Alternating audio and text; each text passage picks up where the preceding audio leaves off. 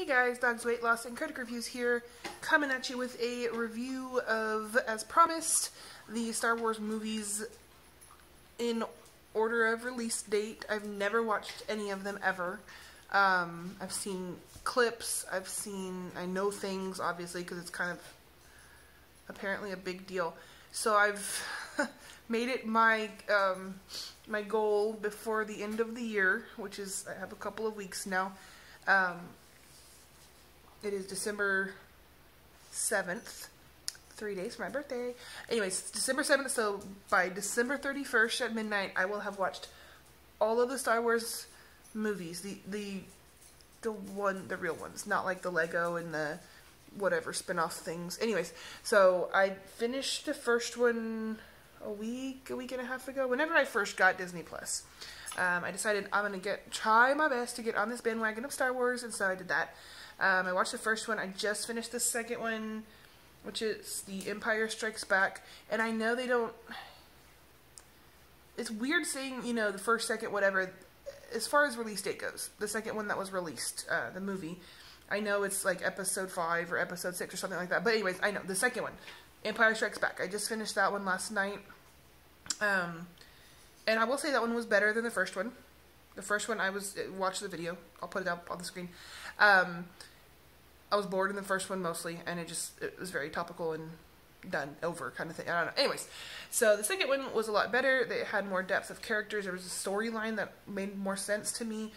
I understand the first of anything, any storybook or movie, regardless of what it is. The first part is always going to be the one where you have to lay the ground. You have to introduce all the characters and the problems and the plot blah blah blah. Anyway, so I know the first one's usually probably not going to be the most riveting, and Star Wars is no different there. Anyway, so I just finished The Empire Strikes Back, and I did like it better.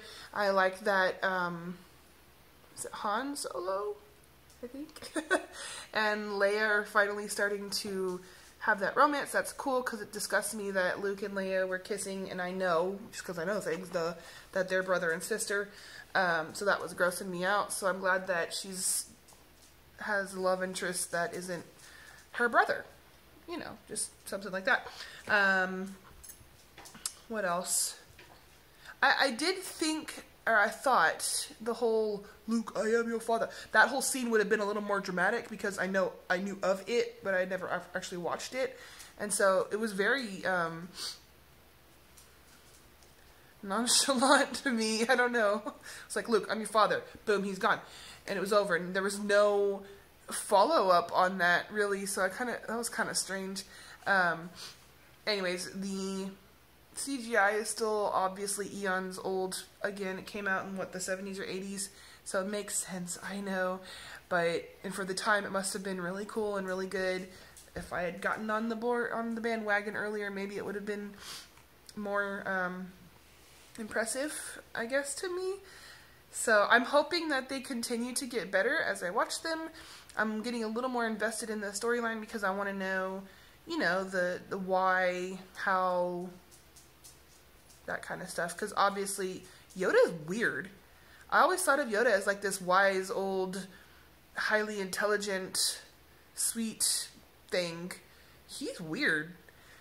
Putting that out there. Anyways, so obviously he trained Obi-Wan, and I knew that. And he's training Luke, so I knew that too. So I guess the next one is The Return of the Jedi.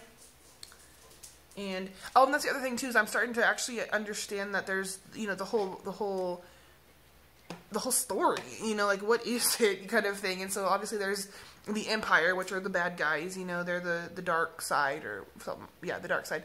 And then you've got the Rebellion, which is charged by Leia, who is a princess, which means her father, which if she's the brother of Luke, her father is Darth Vader.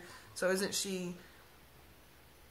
See, that's where I'm getting confused too, because if the familial bond is there and she's a princess, then Darth Vader would be the king, and she would be on the dark side, because she's...